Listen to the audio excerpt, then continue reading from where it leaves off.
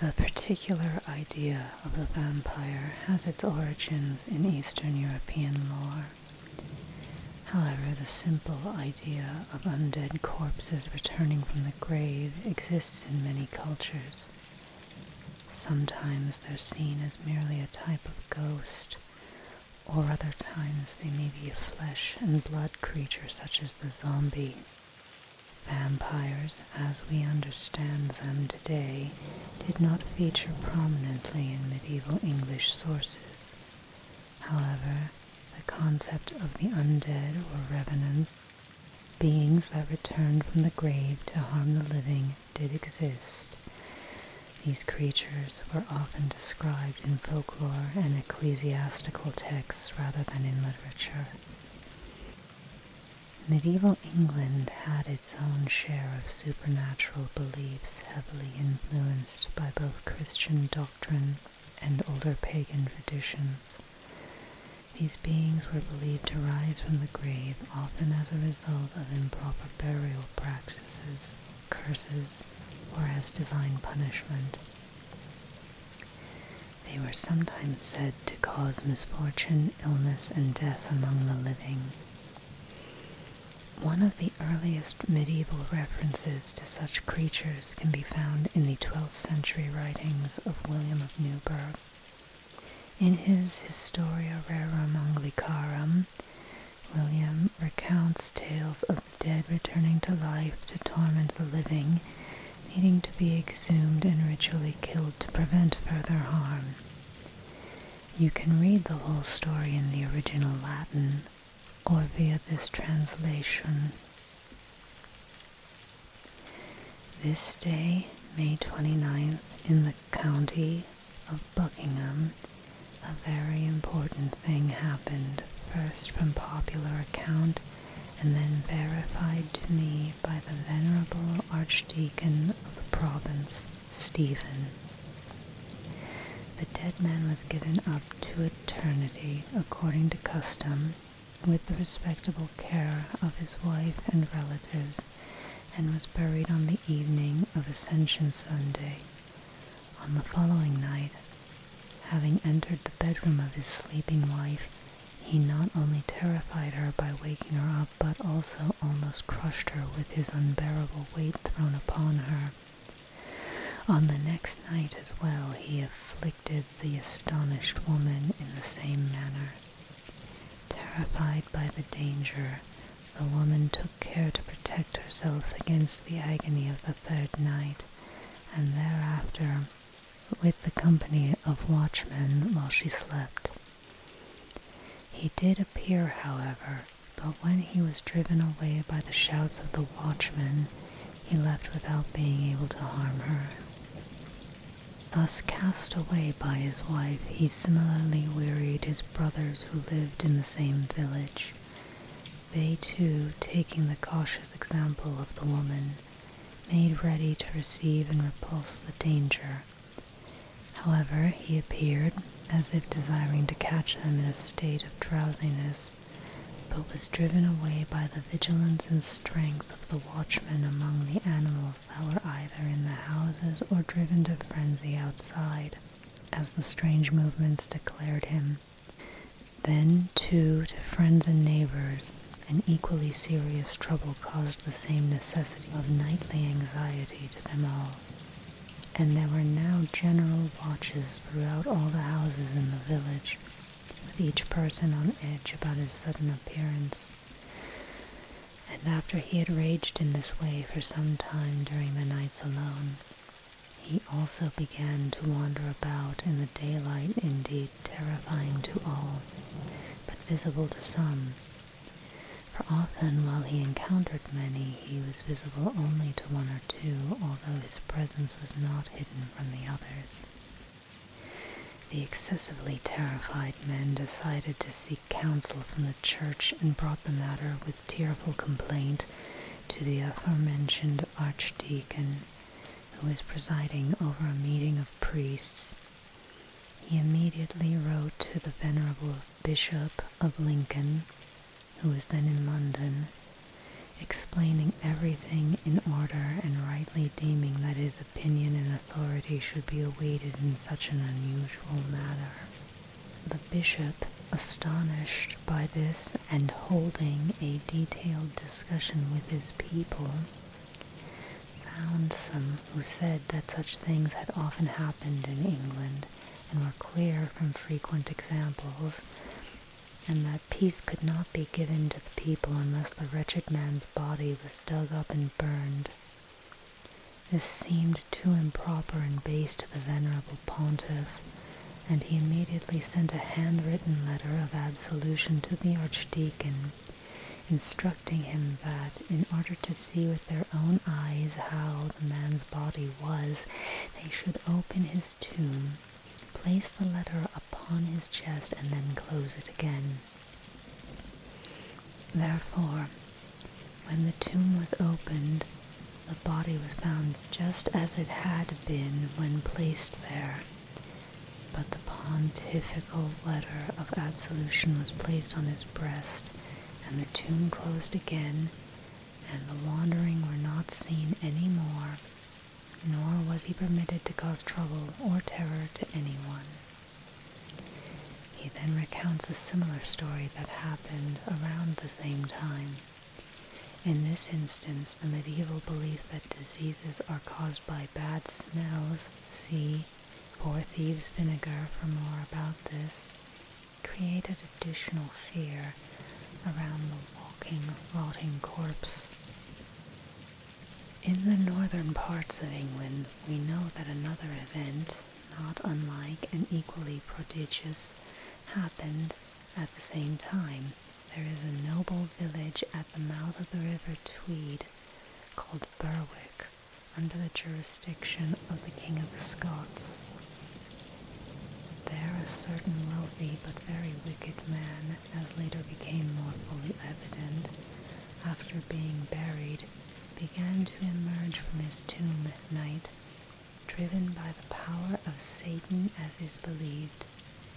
He would wander here and there, followed by a crowd of dogs barking loudly, instilling great terror in all the inhabitants, and before dawn he would return to his tomb.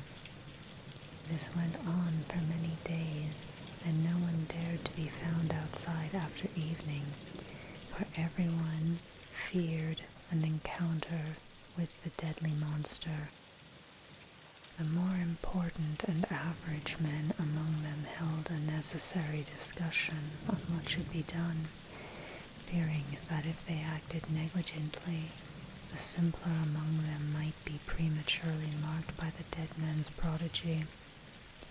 The more prudent ones cautiously considered that, if the remedy was delayed, the frequent roaming of the pestilential corpse might infect and corrupt the air. It was feared that this might produce diseases and deaths among many, as was clearly evident from frequent examples in similar situations. Therefore, they hired 10 young men, known for their boldness, to dig up the abominable body, dismember it, and burn it, turning it into fuel for the fire. This was done, and the disturbances ceased, for the monster itself, while being carried around by Satan as mentioned, was reported to have said to some that the people would not have rest until it was burned. Therefore, once it was burned, peace indeed seemed to be granted to the people. However, a plague subsequently arose, which consumed a large part of that population. Nowhere else did it rage so terribly, although at that time there was a general plague throughout all the lands of England, as will be more fully explained in its proper place. And finally, the author of Historia Rerum Anglicarum adds, "Indeed, the idea that the bodies of the dead, emerging from their graves, are carried around by some spirit for the terror or harm of the living, and return voluntarily to the same graves that opened for them, would not easily be believed if frequent examples from our time were not available and abundant testimonies did not exist. It is truly remarkable if such things happened in the past, as nothing of the sort is found in the books of the ancients, who certainly took great care to record memorable events in writing. For since they did not neglect to write down even minor occurrences, how could they suppress a matter of such great amazement and horror if it happened in that age? Furthermore, if I were to write all such events that I have learned happened in our times, it would be too laborious and burdensome.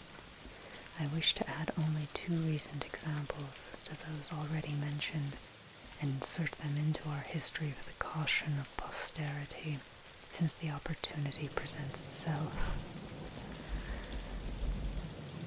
A few years ago, the chaplain of a certain illustrious lady, dying, received burial at that noble monastery called Melrose. He, indeed, having little regard for the sacred order which he held, had been excessively worldly and, most importantly, denigrated the sacrament of the divine mysteries. So dedicated was he to the vanity of hunting that he was infamously called by many Undead, that is, dog priest. While he lived, this was either laughed at by people or considered more humanely. However, after his death, his guilt became clear from events. Indeed, coming out of the tomb at night, he could not, due to the merits of the holy inhabitants, terrify or harm anyone within the monastery itself. But outside the monastery, he would wander, and especially around the bedroom of his former lady, moving with a great roar and dreadful murmur.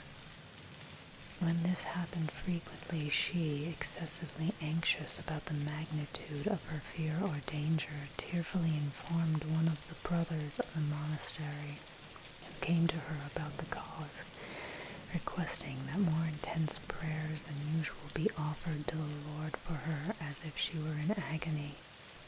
Concerned for her anxiety, that brother, who seemed highly deserving of the sacred place through frequent acts of kindness, sympathized with her piously and justly, promising a swift remedy through the mercy of the highest provider.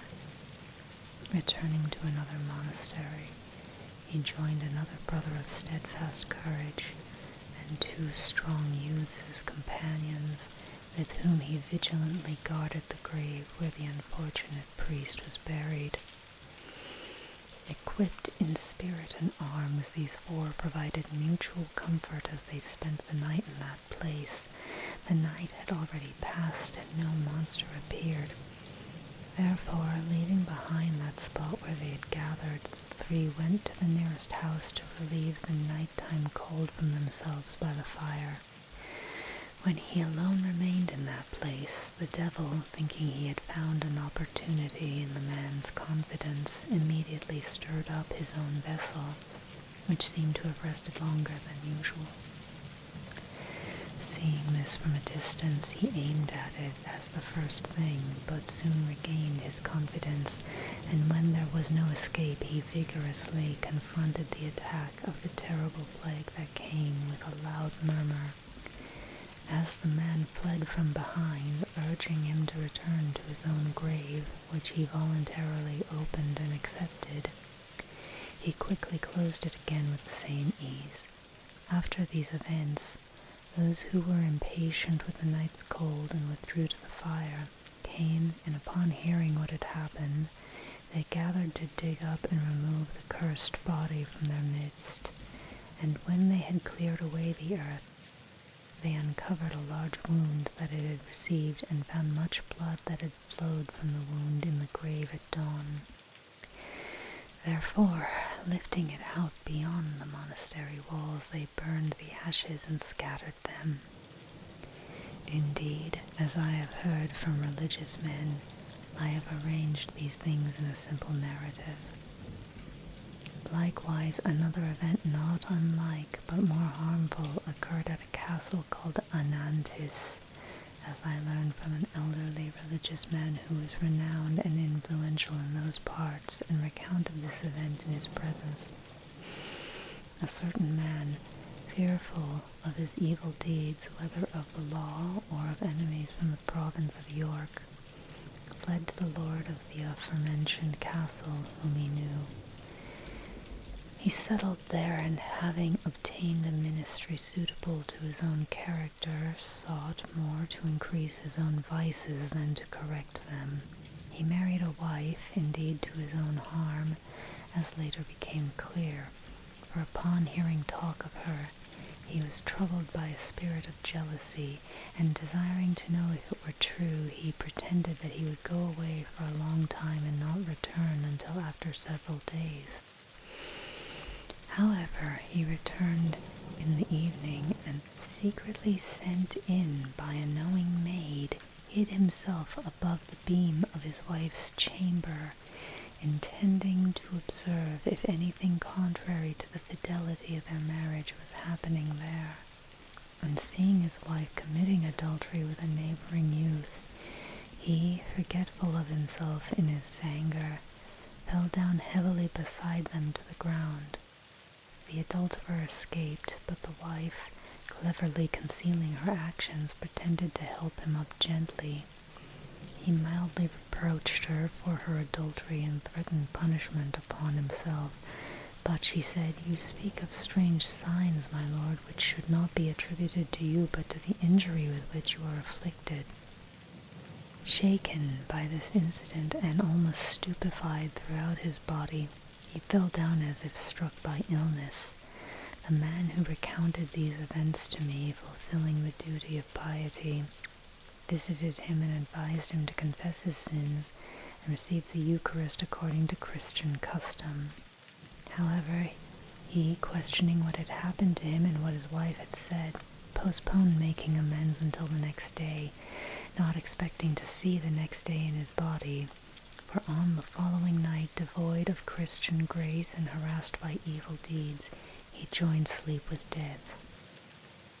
He received a Christian burial unworthy of him, which did not benefit him, for at night, driven by the operation of Satan, he emerged from the tomb, followed by a terrifying barking of dogs, wandering through the streets and around houses while everyone barred their doors, not daring to go out for any business from the beginning of darkness until sunrise, lest they encounter the wandering monster and be marked by the curse.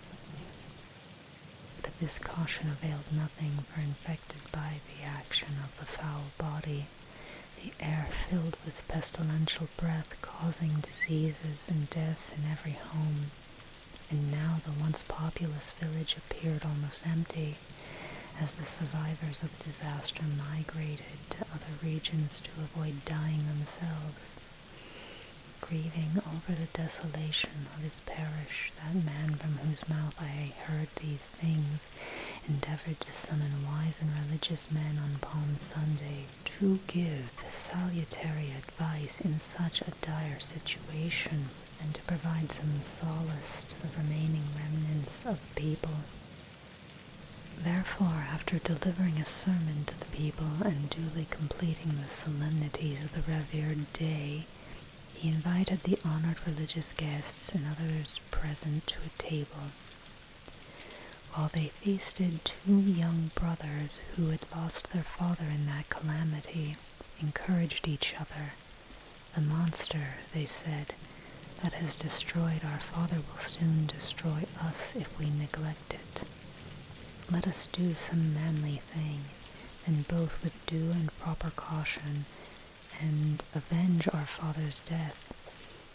There is no one to hinder us when a feast is celebrated in the priest's house, and this whole village remains silent as if empty. Let us dig out that pestilence and burn it with fire."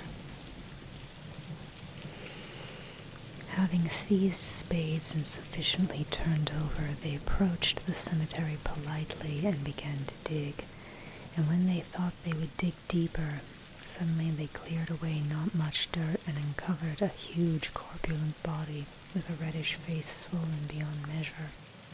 The cloth with which it had been wrapped was torn completely. Not frightened, the youths, driven by anger, inflicted a wound on the lifeless body, from which so much blood flowed immediately that it was understood it was the blood of many. Dragging it out of the village, they quickly built a funeral pyre. When one of them said that the pestilent corpse could not burn unless its heart was removed, another, with frequent strokes of the turned-over spade, opened its side, and with his hand thrust in, extracted the cursed heart.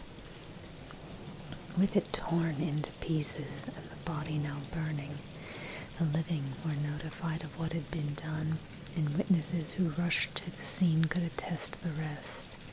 Moreover, with that infernal beast thus destroyed, the pestilence that had been raging in the people also ceased, as if by that fire which had consumed the dreadful corpse, the air now being purified, which had been corrupted by its pestilential movement. The end.